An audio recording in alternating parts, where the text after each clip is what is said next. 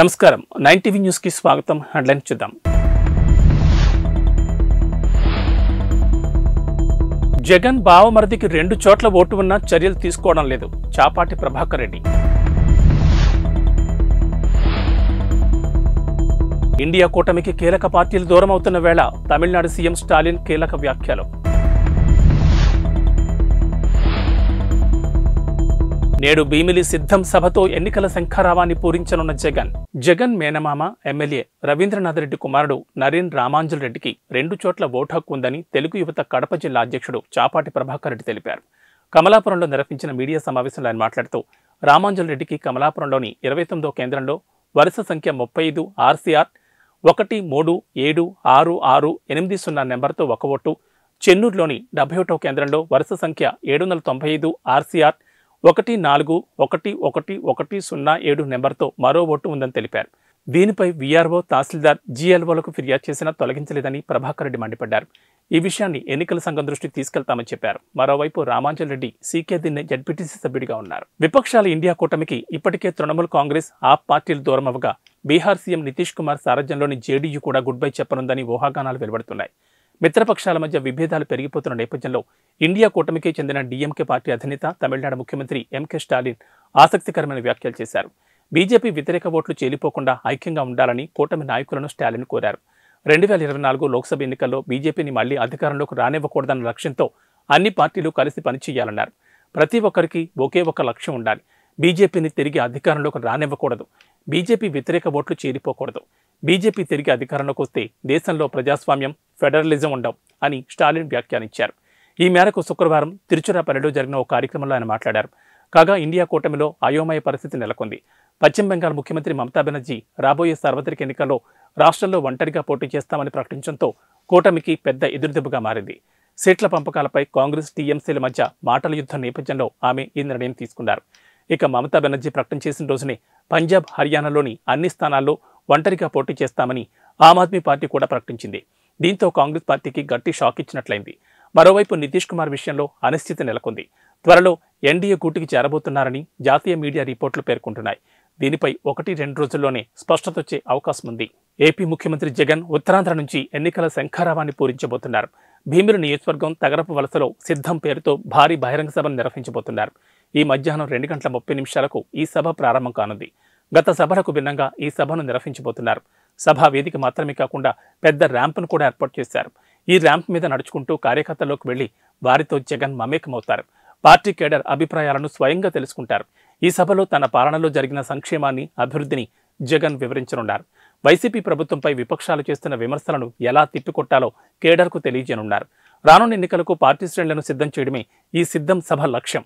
ఎన్నికలకు కేడర్ను సంసిద్ధం చేయడమే లక్ష్యంగా నిర్వహించబోతున్న సిద్ధం సభలు భీమిలి సభతో ప్రారంభం కానున్నాయి. రాష్ట్ర వ్యాప్తంగా ఈ సభలు జరగనున్నాయి. వచ్చే ఎన్నికల్లో 175 స్థానాలను గెలుచుకోవడమే లక్ష్యంగా ఈ సభలను నిర్వహిస్తున్నారు. ప్రముఖ ఈ-కామర్స్ సంస్థ ఫ్లిప్కార్ట్ 48% మార్కెట్ వాటాతో ఈ రంగంలో దేశంలో అగ్రగామిగా నిలిచింది. ఈ మేరకు అలయన్స్ బెర్న్స్టీన్ తాజా నివేదిక పేర్కొంది.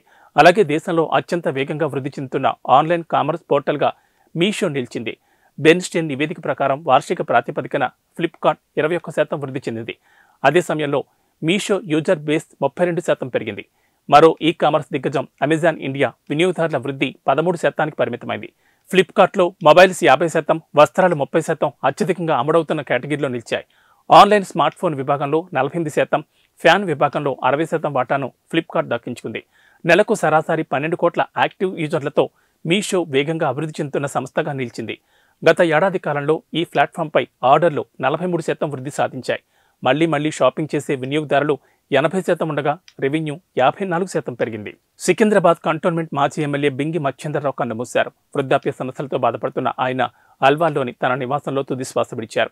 1978-83లో జనతా పార్టీ ఎమ్మెల్యేగా ఆయన సేవలు అందించారు. ఆయన మరణ వార్త విని పలువురు రాజకీయ నాయకులు సంతాపం తెలిపారు.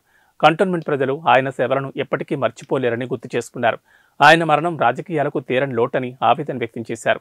అల్వాల్ శ్మశాన వాటికలో నేడు ఆయన అంతిమ సంస్కారాలు నిర్వహించనున్నట్లు కుటుంబ సభ్యులు తెలిపారు. దేశమంతా రామనామ స్మరణలో మునిగిపోయిన వేళ తెలంగాణలోని ఖమ్మం జిల్లా నేలకొండపల్లిలో భక్త రామదాసుడిగా చెప్తున్న 16వ శతాబ్దం నాటి విగ్రహాన్ని గుర్తించారు.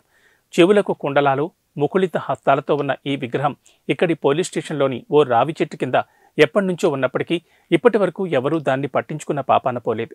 ఇటీవల ఓ వ్యక్తి ఈ విగ్రహాన్ని ఫోటో తీసి కొత్త తెలంగాణ చరిత్ర బృందం సభ్యుడు రామోజు హరగోపాల్ కట్టా శ్రీనివాస్కు పంపించారు. వెంటనే వారొచ్చి విగ్రహాన్ని పరిశీలించి ఆ విగ్రహం భక్త రామదాసుదేనని నిర్ధారించారు. చక్కని మీసకట్టుతో అప్పుడే తలారా స్నానం చేసి జుట్టును జారుముడి వేసుకున్న గోష్పాద శిఖ, అంజలి ముద్ర, నడుము పక్కన కత్తి, కుడి ఎడమ భుజాలపై శంకుచక్ర ముద్రలు ఉన్నాయి. అయితే ఈ శిల్పంలో రాజోచిత ఆహార్యం లేకపోవడంతో అది అక్కన్నది కానీ మాదన్నది కానీ అయ్యే అవకాశమే లేదని, వారి మేనల్లుడు కంచర్ల గోపన్నదేనని స్పష్టంగా చెబుతున్నారు. నిన్న ఈ విగ్రహాన్ని రామదాసు ధ్యాన మందిరానికి తరలించి రామదాసు 10వ తరం వారసుడైన కంచర్ల శ్రీనివాసరావు సమక్షంలో క్షీరాభిషేకం, ప్రత్యేక పూజలు చేశారు. అమెరికా అధ్యక్ష ఎన్నికలకు ముందు మాజీ ప్రెసిడెంట్ డొనాల్డ్ ట్రంప్కు గట్టి షాక్ తగిలింది. పరువు నష్టం కేసులో జీన్ కారోల్ అనే ప్రముఖ జర్నలిస్ట్, మాజీ అడ్వైస్ కాలమిస్టుకు $83 మిలియన్ పరిహారం చెల్లించాలని కోర్టు ఆదేశించింది. ఈ మేరకు న్యూయార్క్ సిటీ కోర్టు జ్యూరీ శుక్రవారం తీర్పునిచ్చింది. తనపై అత్యాచారాన్ని తిరస్కరించడం ద్వారా ట్రంప్ తన విశ్వసనీయతను దెబ్బతీశాడని, తన ప్రతిష్టకు భంగం కలిగించారని జీన్ కారోల్ కోర్టులో పరువు నష్టం దావా వేశారు. 1990లో మాన్హట్టన్లోని ఒక అత్యున్నత విభాగం స్టోర్లోని డ్రెస్సింగ్ రూమ్లో ట్రంప్ తనపై అత్యాచారం చేశారని Carroll what do we need man for a modest proposal అనే పుస్తకంలో రాసుకున్నారు. దీన్ని జూన్ 2019లో న్యూయార్క్ మ్యాగజైన్ ప్రచురించింది. అయితే ఇదంతా అసత్య ప్రచారమని, అత్యాచారం అవాస్తవమని ట్రంప్ ఖండించారు.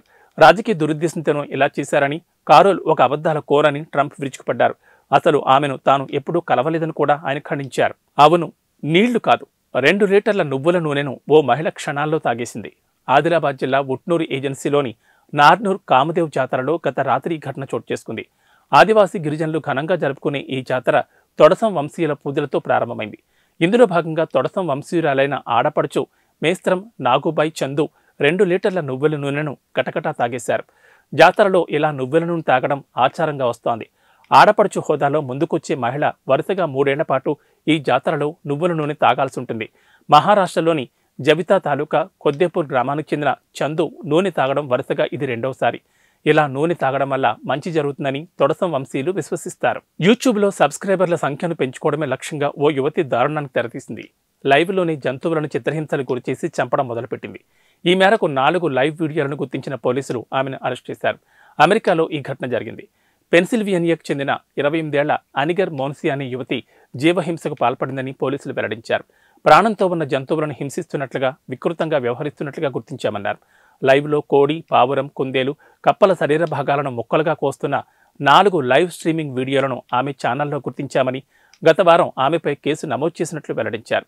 వేరువేరు జంతువులను పట్టుకుని హింసించడం ద్వారా సబ్స్క్రైబర్లను పొందిందని, లైవ్లోని వాటిని పట్టుకునేదని తెలిపారు. మేడారం జాతర సమయంలో మహిళల నుంచి టికెట్ వసూలు చేయాలన్న ఆర్టీసీ ఎండీ సజ్జనార్ ప్రతిపాదనను డిప్యూటీ సీఎం, ఆర్థిక శాఖ మంత్రి భట్టి విక్రమార్క తోసిపుచ్చారు. రాష్ట్ర బడ్జెట్కు సంబంధించి భట్టి, రవాణా శాఖ మంత్రి పొన్నం ప్రభాకర్, ఆర్టీసీ ఉన్నతాధికారులు ఇటీవల సమావేశమయ్యారు. ఈ సందర్భంగా సజ్జనార్ మాట్లాడుతూ, త్వరలో జరగనున్న మేడారం జాతర సందర్భంగా నడిపే ప్రత్యేక బస్సుల్లో మహిళల నుంచి టికెట్ వసూలు చేస్తే సంస్థ ఆదాయం పెరుగుతుందని ప్రతిపాదించారు.